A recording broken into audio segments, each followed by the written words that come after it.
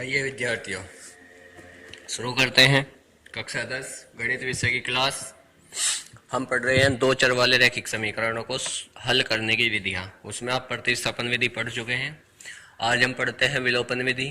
विलोपन विधि से किस प्रकार के दो चर वाले समीकरणों को हम हल कर सकते हैं देखते हैं। तो सबसे पहले विलोपन विधि किस प्रकार से प्रयोग करेंगे उसके चरण देख लेते हैं। देखो, विलोपन विधि में किसी भी एक चर को विलोपित करते हैं। विलोपित यानी कि किसी भी एक चर को हम हटा देते हैं, उसे काट देते हैं।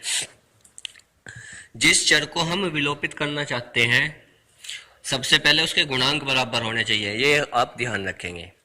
जिस भी चर को आपको विलोपित करना है उसके गुणांक बराबर होने चाहिए। फिर नेक्स्ट पॉइंट है, अगर विलोपित करने वाले चर के निशान समान है, मतलब दोनों समीकरणों में उसके निशान बराबर है, पहली समीकरण में प्लस दूसरी में भी प्लस, या पहली में माइनस दूसरी में भी माइनस, ऐसे निशान है तो हम दोनों समीकरणों को घटाएंगे। लेकिन अगर विलोपित करने वाले चर के निशान विपरीत हैं तो फिर हम दोनों समीकरणों को जोड़ते हैं। विपरीत कैसे? एक समीकरण में प्लस एक समीकरण में माइनस। उसके बाद जब चर विलोपित हो जाता है तो उसके बाद जिस चर का मान हमें प्राप्त होता है उसे किसी भी एक समीकरण में रखकर हम दूसरे चर का मान भी प्राप्त कर लेते हैं। तो इस प्रकार से हमारा आंसर प्राप्त होता है। तो ये है विलोपन विधि द्वारा समीकरण को सोल्व करने के चरण। सबसे पहले गुणांक बराबर रखने हैं, उसके बाद निशान देखना है। अगर निशान बिल्कुल एक जैसे हैं दोनों समीकरणों में तो उनको घटाना है। फिर अगर निशान विपरीत है तो दोनों समीकरणों को जोड़ना है। अब इसे उदाहरण की सहायता से समझते हैं। तो आपका पहला उदाहरण ये है। तो पहला उदाहरण है x प्लस वाई बराबर 12, x माइनस वाई बराबर 6। इसको समीकरण 1 लिख लेते हैं, इसको समीकरण 2। सबसे पहले हम यहाँ पर चलो y को विलोपित करते हैं। किसको? y को। तो अब हम y के गुणांक देखेंगे। y के गुणांक ये मतलब y की गुणा में यहाँ कितना है, कुछ भी नहीं लिखा, तो इसका मतलब y की गुणा में यहाँ पे 1 है, और यहाँ पे y की गुणा में यहाँ पे भी 1 है, तो इसका मतलब y के गुणांक बराबर है। चलो, गुणांक बराबर हो गए। अब हम देखते हैं इसके निशान कैसे हैं। तो एक y प्लस का है और एक y माइनस का है, तो दोनों के निशान विपरीत है। तो अगर निशान विपरीत है तो समीकरणों को जोड़ते हैं, तो लिखेंगे जोड़ने पर। तो जब जोड़ देंगे तो plus y minus y cut गया, plus y minus y cut गया। एक x ऊपर है, एक x दूसरी समीकरण में, तो हो गया 2x बराबर 12 और 6 जोड़ के हो गया 18। x की गुणा में है 2, तो 2 से 18 कितने बार? 9 बार कट गया। तो x का जो मान है वो 9 आ गया। अब ये जो x का मान है समीकरण 1 में रखेंगे, तो समीकरण 1 में x का मान रखेंगे तो x का मान आ गया 9, y ऐसे ही आ गया बराबर 12। 9 यहाँ प्लस का है, जब उस तरफ लेकर के जाओगे तो माइनस का, तो 12 में से 9 गया तो 3 बच गया। इस प्रकार ये दोनों चर राशियों के मान यहाँ पे प्राप्त हो गए। तो ऐसे सोल्व करते हैं विलोपन विधि। अब इसे बाकी के उदाहरणों द्वारा समझते हैं।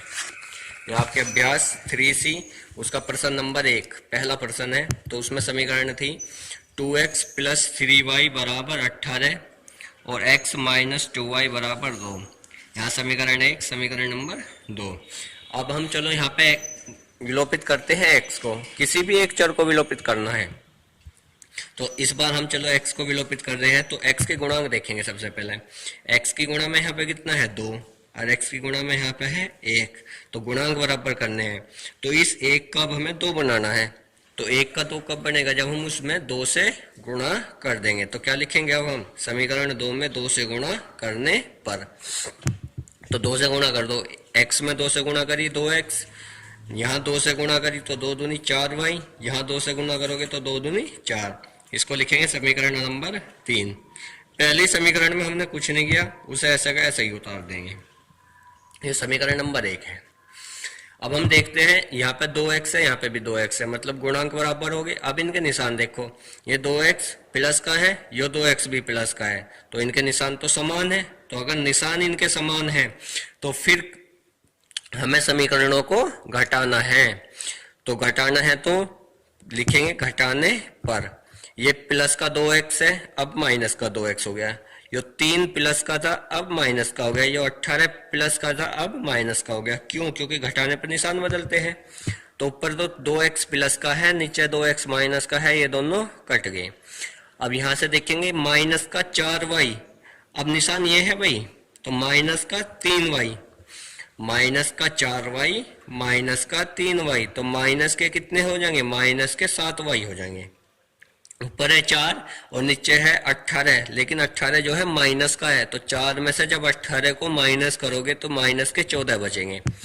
माइनस से माइनस कट गया, 7 से 14 कितने बार कटेगा? 2 बार। तो y का मान कितना आ गया? 2। y का मान किसी भी एक समीकरण में रख दो, किसी भी एक, या तो पहली में या दूसरी में या तीसरी में। तो हम लिख रहे हैं कि y का मान समीकरण 1 में रखने पर, समीकरण 1 में y का मान रखा तो समीकरण 1 थी 2x, समीकरण 1 थी, देखो ये थी समीकरण 1 2x प्लस 3y बराबर 18, तो यहाँ पे y का मान आ जाएगा।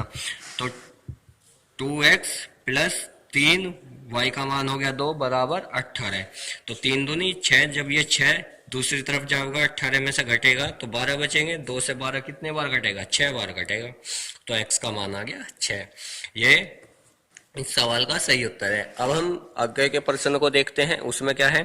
तो यहाँ पे है प्रश्न नंबर 3।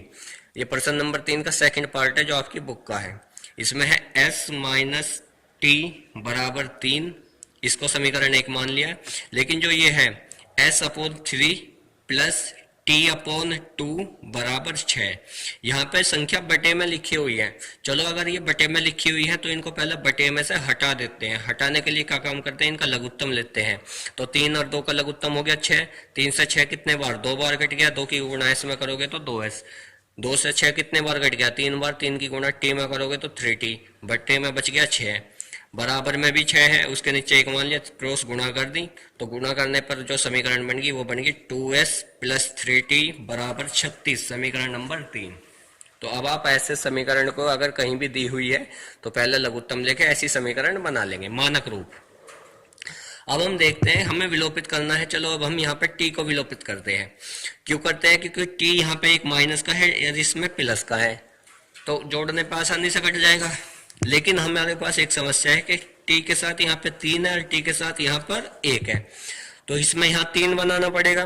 3 बनाना है तो यहाँ पे 3 से गुना कर देंगे। तो लिखेंगे समीकरण 1 में 3 से गुणा करने पर।